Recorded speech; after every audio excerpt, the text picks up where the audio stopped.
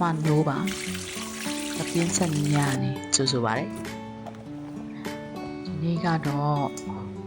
ဆန်လုံးညိုကိုရွှေဖြုံသည်ပဲစီစိန်မုံလာဥသည်ခရမ်းချင်သည်ပြီးတော့ကြက်ဥချောင်းပေါ့နော်အဲ့ဒါနဲ့ရွာဝေးချက်ပါမယ်ရှင်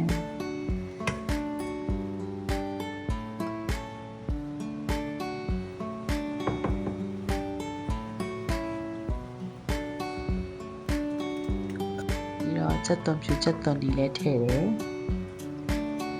ရတာအတွက်ကတော့ပဲငံ့ပြာရည်အချီပေါ့နော်ဒါလေးထည့်တယ်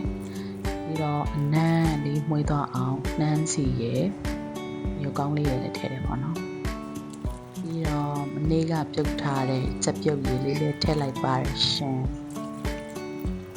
ရည်နည်းနည်းထည့်တယ်ပေါ့နော်ပြီးတော့ချက်လိုက်ပါတယ်အိုးလေးတည်ထားတော့ဒီအသီးလေးဖြောတောက်မယ်ဒီအသီးနဲ့ပေါ့နော်ခဲထားတဲ့ဟာလေးအဲကျွန်မကိုဟိုစီကဝင်လာတာပြီးတော့အုံးရည်ထည့်တယ်ဒါကတော့ကျွန်မရဲ့ချန်ထွက် rosemary အချန်ထဲမှာစိုက်ထားပါတော့အဲဒါလေးအကုန်ရောထည့်ပြီးတော့ကျွန်မဒီ bladder မိုင်းနဲ့စိတ်ချင်တော့ကွယ်ရမ်းပြင်းတော့ဒီတိုင်းလေးပဲ shake shake shake shake likeတောက်ရုံနဲ့ရန်ကောင်းဒီအပိုင်းပေါ့နော်ကျွန်မအဲ့ဒီဘိုးကြောင့်ထဲမှာတနားရီ2နာရီလောက်ချိန်နေပေး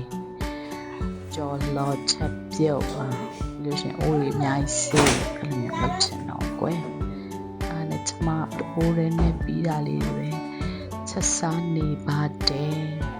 အိုးကလေးလှမ်းလိုက်တဲ့အချိန်မှာပဲကျွန်မအိုးကကျက်သွားပြီကျက်သွားတော့တမင်အိုးလေးကိုဟိုလှမ်းဒီလှမ်းဟိုလော်ဒီလော်လေးတွေလုပ်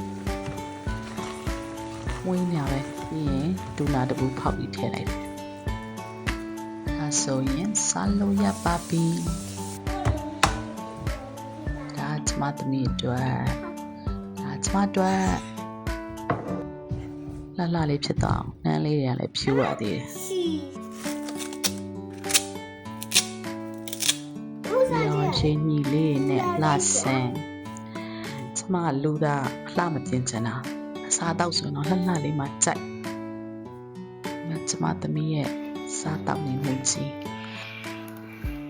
ဆုံးဖြတ်ကြည့်လို့ကျေးဇူးများတင်ပါတယ်ရှင်